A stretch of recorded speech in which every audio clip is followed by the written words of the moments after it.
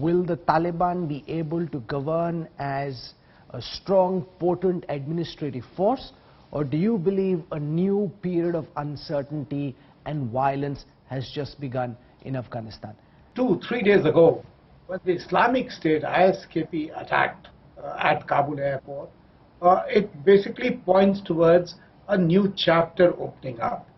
And now, new chapter, as one has seen, if one goes by the history, is basically that it will be used to keep Kabul government unsettled, off balance, weak, dependent on others. Unless the Taliban can maintain its cohesion within and shun tribal rivalries and reprisals, I think this war may just add a new chapter to it, and that will be very unfortunate. I think for the next at least 2 to 3 years, the Taliban itself will try very hard to offer a sense of political coherence to the world at large, and that would also involve trying to figure some compromise with the Afghan population and be, at least in rhetoric, at least in words, be inclusive.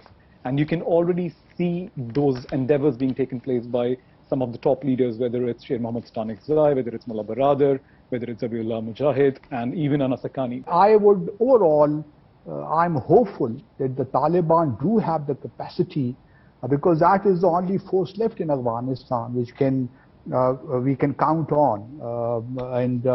Now it is kind of important for the international community to step forward. I find it ridiculous when people try and normalize the Taliban and say that, look, give them a chance. Just till 2 weeks back, they were carrying out the most, outrageous terrorist attacks, including against civilians. They were killing journalists. They were killing ordinary people. They were killing civil society activists, people who were not combatants in war. And suddenly, they are being painted as lily white and knights in shining armor. So I find this quite ridiculous. The Taliban have not compromised even a little bit on their ideology, on what their worldview. And finally, Rahul, what do people mean when they say inclusive government?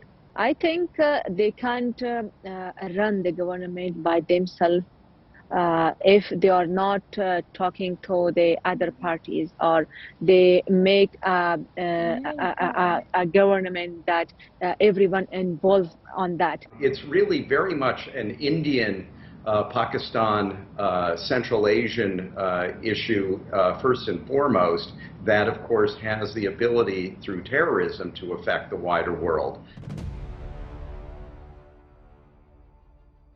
A lot of it will depend on the other question I've raised, Sarwar Naqvi, which is, will Taliban be a proxy for Pakistan? What is the relationship that Islamabad will have with Kabul?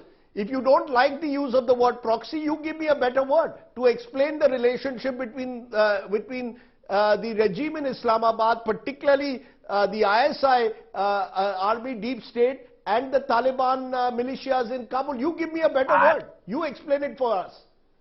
You see, proxy is a bad word, okay? Don't use it, please.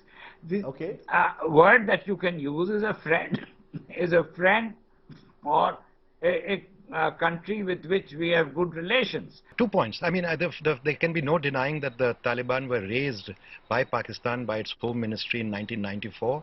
And after their ouster from Afghanistan, they went back to Pakistan. And in Pakistan, they were radicalized. Michael Rubin, what do you see this now? How do you see America's involvement in Afghanistan? Has America abandoned Afghanistan in a sense now that the withdrawal is complete? I just want to note that in June of 2021, on Geo TV in Pakistan, Sheikh Rashid, the Pakistani Interior Minister, described the Taliban as a proxy of Pakistan. And the reason why Pakistani diplomats have so much trouble being taken seriously in Washington is this sort of blatant lying. Joe Biden seems intent on proving Winston Churchill wrong, because the fact of the matter is what the United States did was wholly irresponsible. The fact of the matter is the mistake we have made is going to transcend generations. It's going the $28 billion in weaponry that was left behind in Afghanistan, that's going to show up in terrorist hands in Kashmir and across India. It's going to show up across the region yes, I agree with you that Afghanistan is a very dangerous place, and we have more than a dozen foreign designated terrorist organizations in the country right now. But I don't think we should suggest that if you were to have U.S. troops stay there in Afghanistan, that you would not have the dangers that you have now.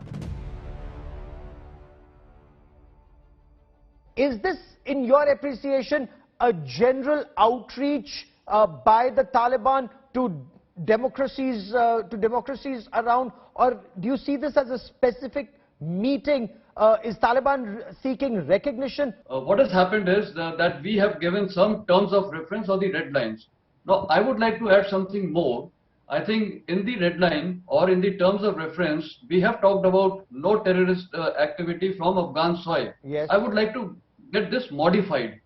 See, let us see, the sponsors of terrorism is ISI and Pak Army. The term of reference should include no terrorist activity against India from Afghanistan, Pakistan. That should come out very clearly. The Taliban is trying, at least the leadership is trying to show a different face to the world. And they are reaching out to different countries. And that is why you saw this outreach to India as well. And this is part of their strategy, the leadership's strategy. That we are at a stage now to really believe them. Okay. And I think the proof, once they form a government, so then we will see. Will there be, in your view, fissures between those who were at Doha, perhaps Mullah Abdul Ghani Baradar and Sher Abbas Tanikzai and the Haqqani network? I would like to highlight that the fissures have already started surfacing. And this will continue to surface within Taliban, with Haqqani and with the other groups, and including with Pakistan.